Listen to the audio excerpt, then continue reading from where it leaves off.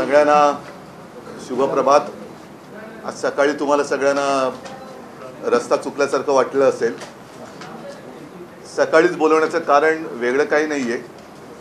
मी ठरलेल्या माझ्या कार्यक्रमाप्रमाणे आता शिर्डीला जातो आहे। तिथून यशवंतराव गडाखांचा वाढदिवस आहे। मी आधीच त्यांना सांगितलं होतं की आपल्याला भेटायला मी येईन, त्यानुसार मी आपल्याला भेटून निघणार आहे। आता आपल्या भेटीचा उद्देश किंवा हेतू तुमच्या सगळ्यांना कळलाच असेल। एकूणच महाराष्ट्रामध्ये जी काही एक बेबंदशाही माजवण्याचा प्रयत्न चालू झालेला आहे, त्याच्यावरती काल सर्वोच्च न्यायालयाने निकाल दिले आणि परखड भाष्य केलेलं आहे। हिंदू हृदय सम्राट शिवसेना प्रमुख आदरणीय बाळासाहेबांनी जी शिवसेना मराठी माणसाच्या भूमिपुत्राच्या न्याय हक्कासाठी आणि हिंदूंच्या रक्षणासाठी स्थापन केली आणि ती जोपासली, जपली, प्राणापलीकडे तिच्यावरती प्रेम केलं, अशी शिवसेना गद्दारांच्या माध्यमातून आपल्या दावणीला बांधण्याचा भाजपचा घाट हा काल सर्वोच्च न्यायालयाने उघडा पाडला। हिंदुत्वाच्या नावाखाली किंवा हिंदुत्वाच्या बुरख्याखाली यांचा दडलेला एक भेसूर बिभत्स चेहरा हा काल सर्वोच्च न्यायालयाने उघडा पाडला। त्याच्याबद्दल मी सर्वोच्च न्यायालयाला खास धन्यवाद देतो आहे। एकूण या निकालाचा अर्थ काय? अनेकांनी त्याच्यावरती मतप्रदर्शन केलेले आहे, अगदी सर्वसामान्य माणसांनी सुद्धा केलेलं आहे। तरी देखील काही जणांनी काल आनंदोत्सव साजरा केला, फटाके वाजवले। मी भारतीय जनता पक्षाने आनंद व्यक्त केला तो समजू शकतो, कारण त्यांना आता हे डोईजड झालेलं ओझं उतरवण्याचा मार्ग सर्वोच्च न्यायालयाने दाखवून दिला, म्हणून त्यांनी फटाके वाजवले असतील तर मी समजू शकतो। पण जे गद्दार आहेत त्या गद्दारांनी फटाके वाजवण्याचं कारण कळलेलं नाहीये, कारण त्यांना असं म्हणतात, कारण त्यांना रेडा वगैरे ह्या सगळ्या गोष्टी चांगल्या माहिती आहेत, कळतात असं मी ऐकलंय, मला मी काय पाहिलेलं नाहीये। तर तत्पूर्वी हार तुरे वगैरे घातले जातात, पूजा केली जाते, म्हणून त्यांनी फटाके वाजवले असेल तर तेही मला माहिती नाही। एकूणच काल सर्वोच्च न्यायालयाने त्यांच्यासमोर जो पोपट ठेवला गेलेला आहे तो आता हालत नाही, निश्चल आहे, त्यांनी डोळे मिटलेले आहेत, चोच उघडत नाही, तो श्वासही घेत नाही आहे, हे सगळं वर्णन करून तो मेलेला आहे हे जाहीर करण्याचं काम हे विधानसभा अध्यक्षांवरती सोपवलेलं आहे। विधानसभा अध्यक्ष सर्वांनाच माहिती आहेत, पूर्वी ते आमच्याकडे होते, शिवसेनेत होते, त्याच्यानंतर काही काळ राष्ट्रवादीत होते, त्याच्यानंतर ते आता भारतीय जनता पक्षात आहेत। म्हणजे एकूण त्यांना या राजकीय प्रवासाची कल्पना आहे आणि तो प्रवास कसा करायचा हे सुद्धा म्हणजे कायद्याच्या चौकटीत राहून हे त्यांना चांगलं कळतं। प्रश्न असा आहे की आता संपूर्ण जगात महाराष्ट्राची जी एक अवहेलना चाललेली आहे, महाराष्ट्र म्हणजे शौर्याचा, शूरांचा महाराष्ट्र, वीरांचा महाराष्ट्र, अगदी आपल्याकडच्या मराठ्यांचं वर्णन त्यावेळेला सुद्धा केलं गेलेल्या इतिहासामध्ये, त्या वर्णनाला साजेसं आत्ताचं काही वर्तन ह्या सत्तापिपासूंकडनं दिसत नाहीये। महाराष्ट्राची आता ही बदनामी थांबली पाहिजे। या सगळ्या निकालपत्रात माननीय सर्वोच्च न्यायालयाने एक निरीक्षण असं नोंदवलेलं आहे की जर उद्धव ठाकरे यांनी राजीनामा दिला नसता तर त्यांना आज परत मुख्यमंत्री करता आलं असतं, पण त्यांनी राजीनामा दिल्यामुळे त्यांना पुन्हा मुख्यमंत्री करता येत नाही। याचाच अर्थ असा की आत्ताचं अस्तित्वात असलेलं सरकार हे पूर्णपणे बेकायदेशीर आहे। जर मी राजीनामा दिला नसता तर मला त्यांनी पुन्हा मुख्यमंत्री केलं असतं, म्हणजेच हे सरकार बेकायदेशीर आहे। मी माझ्या निर्णयावरती आज सुद्धा समाधानी आहे।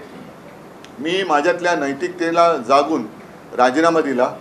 याचं कारण मी काल आपल्याला सांगितलेलं आहे की ज्या लोकांना माझ्या वडिलांपासून म्हणजे माननीय शिवसेना प्रमुखांपासून अगदी मी सुद्धा माझ्या पक्षप्रमुख पदाच्या काळामध्ये सर्व काही भरभरून दिलं, सगळ्यात महत्त्वाचं म्हणजे आपलं मानलं, विश्वास दिला, त्या विश्वासघातक्यांनी माझ्यावरती अविश्वास दाखवावा हे मला कदापिही चाललं नसतं, चालणार नाही। आणि अशा विश्वासघातक्यांचं सर्टिफिकेट घेऊन मला मुख्यमंत्री राहण्यामध्ये काडीचाही रस नव्हता नाही, म्हणूनच मी राजीनामा दिला आणि त्याच्याबद्दल मी अत्यंत समाधानी आहे।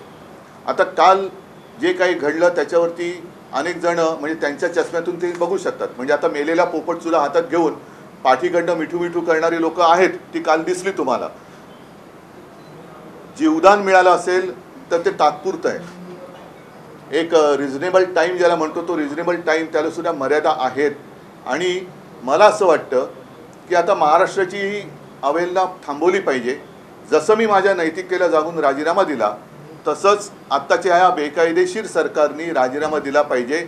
आणि मी राजीनामा दिला नसता तर मुख्यमंत्री झालो असतो, पण मला त्याच्यात स्वारस्य नव्हतं। मी आव्हान दिलेलं आहे, ते आव्हान आजही माझं कायम आहे की एवढे सगळे धिंडवडे निघाल्यानंतर, कोर्टाने सगळे कपडे लखतरं वेशीवर टांगल्यानंतर निवडणुकीला आपण सगळेजण सामोरं जाऊया। सर्वोच्च न्यायालयाचा निकाल त्यांनी दिलेला आहे। आता लोकशाहीमध्ये सगळ्यात शेवटचं न्यायालय हे जनतेचं असतं। त्या जनतेच्या न्यायालयामध्ये आपण जायला काय हरकत आहे? हा फैसला जो आहे तो जनतेवरती सोपूया आणि जे काय मांडायचं असेल ते जनतेसमोर मांडून आपण जनतेचा कौल स्वीकारूया। आणि म्हणून मला असं वाटतं की या निकालाचा कायदेशीर अर्थ त्याच्यामध्ये काय काय आहे हे अनिल परब, अनिल देसाई, अरविंद सावंत तिथे बसलेले आहेत। अनिल, या दोन्ही अनिलला मी खास धन्यवाद देतो कारण त्यांनी खूप मेहनत घेतलेली आहे। दिल्लीमध्ये आमच्या वकिलांसोबत त्यांनी चांगलं एक संवाद ठेवला। दिल्लीतल्या आमच्या वकिलांना सुद्धा, अगदी कपिल सिब्बल, अभिषेक मनु सिंघवी आमचे कामत आहेत, त्या सगळ्या टीमला मी धन्यवाद देतो की त्यांनी ही शिवसेनेची लढाई नाही, कपिल सिब्बल जे बोलले होते की हे जे काही मी बोलतोय ते कोणाच्या हार जितीसाठी नाही तर देशातली लोकशाही जिवंत ठेवण्यासाठी मी लढतो आहे। आणि त्या लोकशाही जिवंत ठेवण्यासाठी मी अगदी नरेंद्र मोदीजींना, पंतप्रधानांना सुद्धा आवाहन करतो की ठीक आहे, आपले काही राजकीय मतभेद, मतभिन्नता ही आहे ती लोकांसमोर आपण मांडू, पण आपण आज देशाचे पंतप्रधान आहात। आपल्या देशामध्ये हा नंगा नाच जो सुरू आहे, बेबंदशाही जी सुरू आहे, त्यातनं देशाची तर बदनामी होतेच आहे, पण आपली सुद्धा बदनामी होते आहे। म्हणून आपण हे जे आपले बदनामी करणारी आपली लोक आहेत त्यांना चाप लावा। आणि पुन्हा एकदा सांगतो, देशात हिंदुस्तान, हिंदुत्व म्हटल्यानंतर नैतिकतेला महत्त्व आहे। त्या हिंदुत्वाचे धिंडवडे, आपल्या हिंदुस्तानचे धिंडवडे आणि मोदीजी आपल्या कारभाराचे सुद्धा धिंडवडे 33 जगातल्या 33 देशात नाही, जगातल्या प्रत्येक देशामध्ये निघू नयेत अशी माझी एक आपल्याला विनंती आहे। आणि म्हणून अध्यक्ष महोदय त्यांच्या परीने निर्णय घेतीलच, त्यांना तो घ्यावाच लागेल कारण ती चौकट सर्वोच्च न्यायालयाने आखून दिलेली आहे। आणि त्यांनी उलटं काही केलं तर ज्याप्रमाणे आम्ही निवडणूक आयोगाच्या निकालाच्या विरुद्ध सर्वोच्च न्यायालयात पुन्हा गेलेलो आहोत, तसंच जर इकडे वेडवाकड झालं तर पुन्हा आम्हाला सर्वोच्च न्यायालयाचे दरवाजे उघडे आहेत। आणि त्याच्यानंतर जी काही बदनामी होईल ती मात्र मग यांना जगात तोंड दाखवायला जागा राहणार नाही। म्हणून मी पुन्हा एकदा सांगतो, आज तर अध्यक्ष महोदय परदेशात आहेत, त्यांनी लवकरात लवकर यावं आणि हा निकाल लवकर जो आहे सर्वोच्च न्यायालयाच्या निर्देशाप्रमाणे तो लावावा, निर्णय घ्यावा। आता मी अनिल तुम्हाला विनंती करतो की तुम्ही आपली जी काही निरीक्षण आहेत सर्वोच्च न्यायालयाने दिलेली ती या माध्यमातून जनतेसमोर मांडावी। टेबल असेल।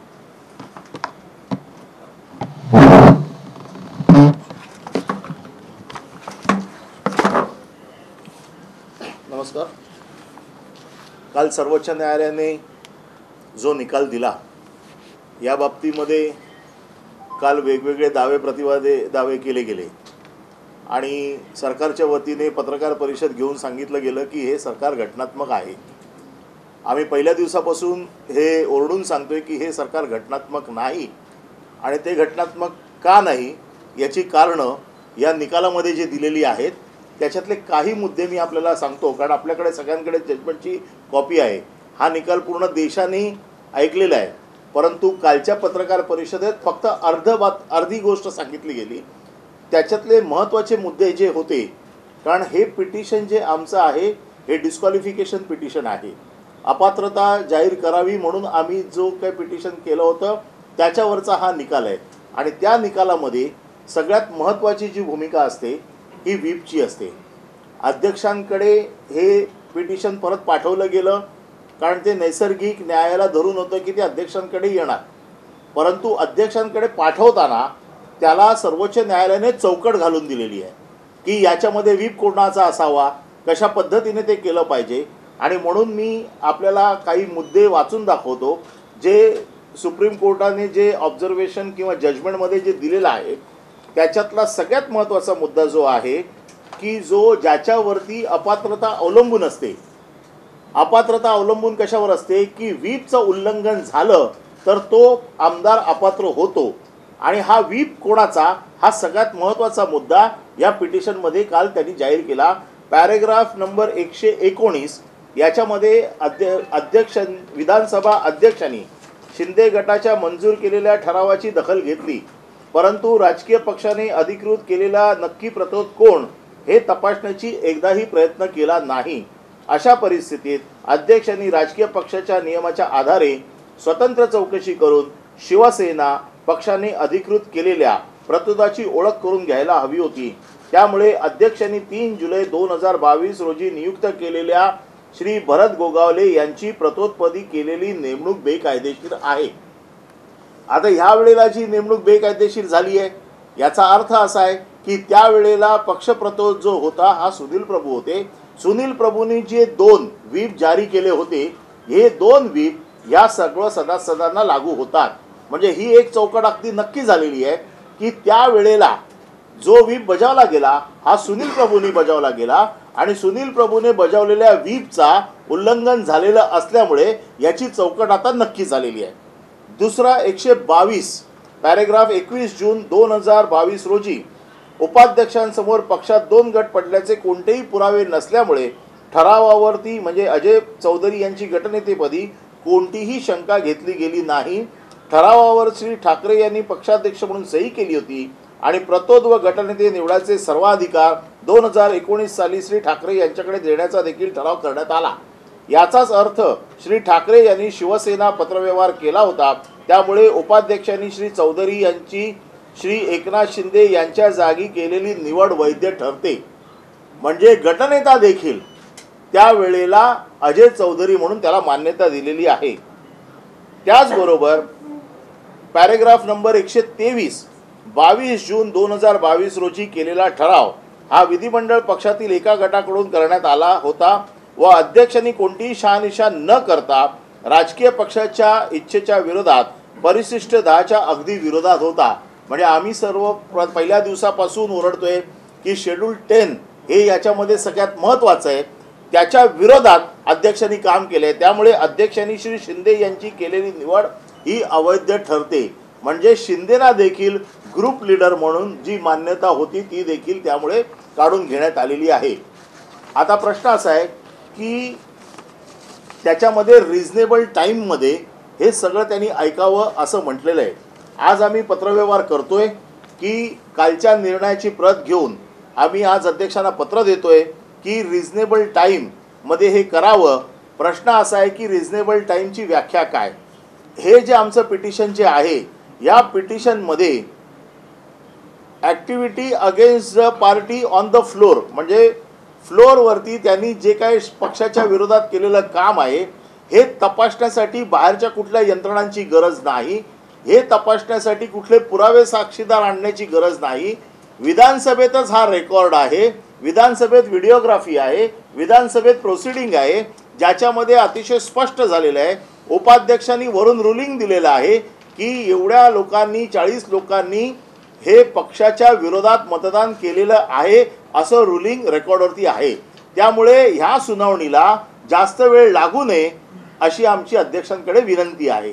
त्याचबरोबर या सगळ्या गोष्टी करत असताना म्हणजे हे तर व्हीपच्या बाबतीमध्ये झालं, परंतु पक्षाच्या बाबतीमध्ये देखील इलेक्शन कमिशनच्या बाबतीत असो, राज्यपालांनी घेतलेल्या भूमिकेमध्ये बद्दल असो, वेगवेगळी ऑर्डर्स या जजमेंटमध्ये दिलेल्या आहेत. याच्यामध्ये अतिशय स्पष्टपणे ज्या ऑर्डर्स दिलेल्या आहेत त्याच्यामध्ये असं दिलेलं आहे की कुठलाही अधिकार हा शेवटी पार्टीच्या प्रमुखांना असतो. हा लेजिस्लेटिव्ह पार्टीच्या प्रमुखाला व्हीप किंवा गटनेता निवडायचा अधिकार नाही. गटनेता किंवा व्हीप नेमायचा असेल तर तो पक्षाच्या प्रमुखानेच नेमला पाहिजे. हे देखील काल अधोरेखित झालेलं आहे आणि पक्षाचे प्रमुख त्यावेळेला हे शिवसेनेचे पक्षप्रमुख उद्धवजी ठाकरे होते. तो तसा 2019चा ठराव आहे जो 19चा ठराव कोर्टाने काल मान्य केलेला आहे. त्याचबरोबर इलेक्शन कमिशनने जे आदेश दिलेले आहेत, इलेक्शन कमिशनने जे निवडणुकीचं 17 फेब्रुवारीला त्यांना चिन्ह आणखी नाव दिलं याच्या बाबतीत देखील कोर्टाने असं म्हटलेलं आहे की केवळ लेजिस्लेटिव्ह पार्टीचे मेंबर्स बघून तुम्हाला कोणाचा पक्ष हे ठरवता येणार नाही. त्याचबरोबर पक्षाची घटना, पक्षाची सदस्य संख्या, पक्षाची स्ट्रक्चरल पूर्ण सिस्टीम हे सगळं तुम्हाला बघावं लागेल. म्हणून आमचं जे सुप्रीम कोर्टात दुसरी याचिका दाखल केली आहे जी इलेक्शन कमिशनच्या आदेशाला चॅलेंज करणारी आहे, त्याचा जवळपास सुतोवाच या जजमेंटमध्ये केलेला आहे. त्यामुळे जसं साहेबांनी सांगितलं की हे सरकार घटनाबाह्य आहे आणि ह्याचा अल्पावधीचाच फक्त कालावधी आता बाकी राहिलेला आहे. त्याचबरोबर राज्यपालांनी ज्या गोष्टी करायला नको होत्या, राज्यपालांनी प्रत्येक गोष्टीमध्ये तपासून घ्यायला पाहिजे होतं. प्रत्येक गोष्ट केवळ देवेंद्र फडणवीस आणि 7 अपक्ष आमदारांनी दिलेल्या पत्राच्या आधारावरती राज्यपालांनी अधिवेशन बोलवलं, राज्यपालांनी फ्लोर टेस्ट घ्यायला लावली. त्याच्यामुळे कुठलेही सबळ पुरावे न देता अशा प्रकारे राज्यपालांना अधिवेशन बोलवण्याचा अधिकार नाही, राज्यपालांना फ्लोर टेस्ट घेण्याचा अधिकार नाही. म्हणजे ह्या सगळ्या गोष्टी ज्या आहेत आम्ही पहिल्या दिवसापासून सांगतोय की या घटनाबाह्य आहेत. या घटनाबाह्य गोष्टींचा पूर्ण उल्लेख या सगळ्या जजमेंटमध्ये केलेला आहे.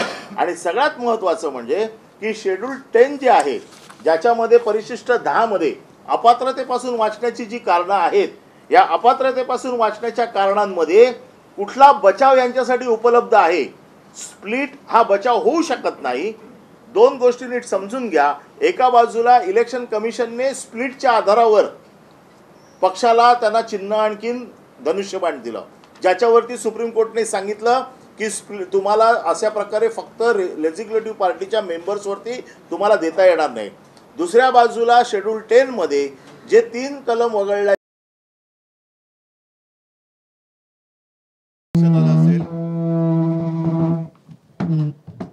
की एखादी गाडी उतारावरती घसरायला लागली तशी त्या घरंगळणाऱ्या गाडीला डबल इंजिनाचा वेग आहे असं दाखवत जे होते, त्यातलं एक इंजिन कसं बोगस आहे आणि हा कारभार उतरणीला लागलेला आहे. त्याला वेग नाही म्हणणार, त्याला आपण पिचॅट म्हणू. आणि म्हणूनच लवकरात लवकर ह्या डबल इंजिनमधले एक जे पोकळ इंजिन आहे ते आता बाजूला काढून टाकलेलं पाहिजे. अगदी आरेमध्ये तर नाहीच, पण त्याला कांजूरच्या कारशेडमध्ये नेऊन रिपेअर करायला हरकत नाही आहे. तूर्त मी एवढंच सांगेन की पुन्हा एकदा माननीय पंतप्रधानांना सुद्धा मी विनंती करतोय की नैतिकता म्हणून जी काही गोष्ट असते जिच्यात हिंदुत्वाचा तो आत्मा आहे, सत्ता पिपासूपणा हा एक वेगळा भाग झाला, पण गद्दारी करून, हरामखोरी करून आणि सगळ्यात महत्त्वाचं म्हणजे ज्या हिंदू हृदय सम्राट शिवसेना प्रमुखाने मी पुन्हा सांगेन की हिंदुत्वाच्या रक्षणाची, हिंदूंच्या रक्षणाची जबाबदारी बाकी सगळे पळाले होते तेव्हा आपल्या शिरावरती घेतली होती. त्यांच्यासह शिवसेना चोरून आपली बटीक बनवण्याचा प्रयत्न जो आपण चालवलेला आहात तो काल सर्वोच्च न्यायालयाने उघडा पाडलेला आहे. म्हणून महाराष्ट्राची ही बदनामी ताबडतोब थांबवावी. तातडीने या सरकारला पाय उतार होणं भाग पाडलं गेलं पाहिजे आणि लवकरात लवकर निवडणुका घेतल्या जाव्यात ही आमची मागणी आहे. रिझनेबल टाइम म्हणजे किती? कारण ते मणिपूरच्या केसमध्ये आपण म्हटलं की 3 महिन्यामध्ये ते म्हणूनचा रेफरन्स 7 बेंचच्या जजेसकडे गेलेला आहे. म्हणून याच्यावरती आता भाष्य करणं योग्य होणार नाही. ते आम्ही नबी रबिया केस ज्या वेळेला सुनावणीला येईल त्याच्यावरती करू. परंतु अपात्रतेचा मुद्दा ज्या दिवशी जाहीर होईल त्या दिवशी आपोआप अध्यक्षांना जावं लागेल, कारण अध्यक्ष हे 40 लोकांची मतं घेऊन अध्यक्ष झाले. ही 40 मतं जर वजा केली तर ते अध्यक्ष होऊ शकत नाहीत. त्याच्यामुळे अध्यक्षांचे अधिकार, कारण नबी रबिया केसमध्ये जे म्हटलेलं आहे की ज्या अध्यक्षांवरती अविश्वासाचा ठराव आहे किंवा जे डिस्प्यूटमध्ये अध्यक्ष आहेत त्यांना हे अधिकार आहेत की नाही.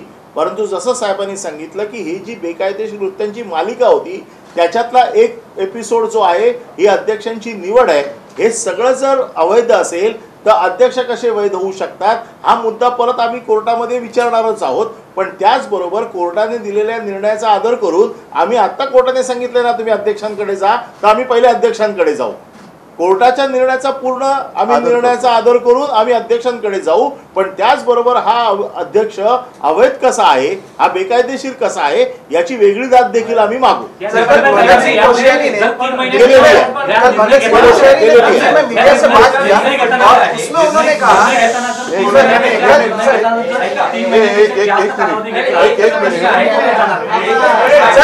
भगत सिंह कोश्यारी ने दिल्ली में मीडिया कर्मियों से बात की और उन्होंने कहा कि उस समय जो मुझे सही लगा मैंने वो किया, जबकि सुप्रीम कोर्ट ने बहुत सारी चीजें कही है. अगर ऐसे कोई कहे कि उस समय मुझे लगा कि इसकी हत्या कर दो, तो क्या वो सही बात में आप मान सकते हैं? हत्या तो हत्या होती है, वो उस वक्त की इस वक्त की बात, वक्त की बात नहीं है. लेकिन जो गैर कानूनी उन्होंने जो कुछ किया है उसके लिए मैं तो मानता हूँ उनको उनके ऊपर एक मुकदमा चलना ही चाहिए। क्यों? इसलिए कि इसका मतलब ये नहीं कि राज्यपाल महोदय किसी कानून इसमें आते नहीं, इसलिए वो अपनी मन मर्जी जो कुछ आहे मेरी मर्जी, ही कोई पिक्चर का गाणं नाही आहे। ह्याच्यामध्ये हे बेकायदेशीर सरकार स्थापन करून त्यांनी महाराष्ट्राच्या जनतेची फसवणूक केलेली आहे। त्याच्यामुळे माझं तर मत आहे त्यांच्यावरती फसवणुकीचा दावा ठोकला गेला पाहिजे।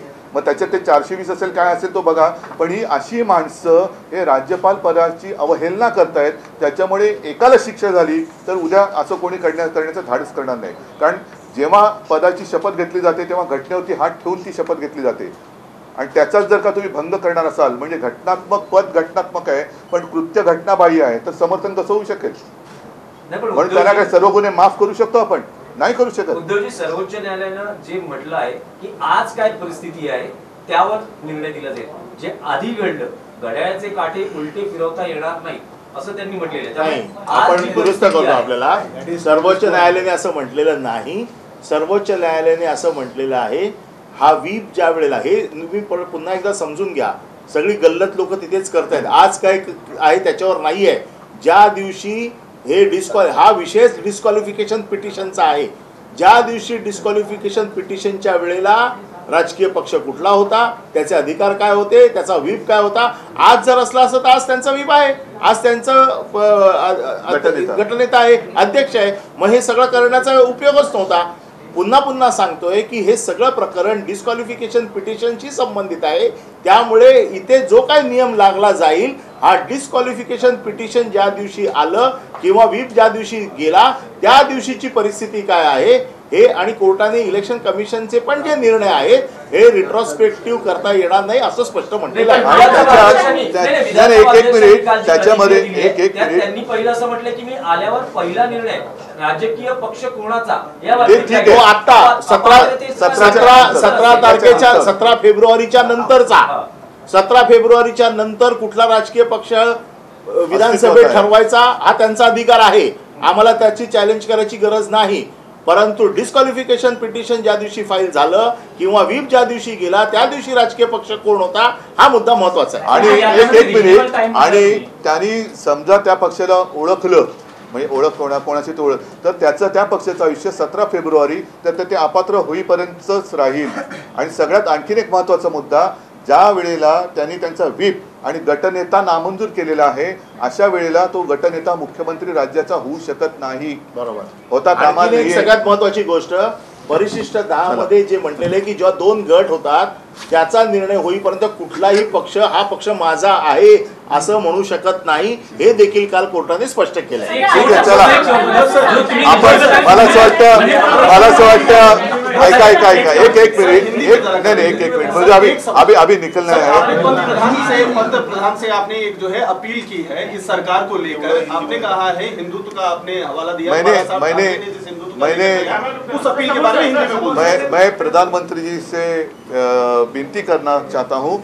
ठीक है, राजनीति जो भी है वो अपनी जगह है, लेकिन सवाल देश की प्रतिमा, हिंदुत्व की प्रतिमा और हमारे अपने महाराष्ट्र की प्रतिमा का है जिसकी बदनामी पूरे विश्व में हो रही है। और आज देश के प्रधानमंत्री जी मोदी साहब है, पूरे विश्वगुरु है, विश्व में वो पूरा विश्व उनको जानता है, तो उनके नेतृत्व में अपने देश में ऐसा गलत कारोबार हो रहा है ये अपने लिए और उनके लिए शोभा देने वाली चीज़ नहीं है। और इसलिए मैं उनको रिक्वेस्ट कर रहा हूँ कि आपके कार्यकाल में ऐसे बदनामी करने वाले लोगों को आप रोकिए और महाराष्ट्र की सरकार जो है उसको इस्तीफा देने के लिए कह दीजिए और हम जनता के दरबार में जाएंगे। ठीक है, धन्यवाद। जय हिंद, जय महाराष्ट्र।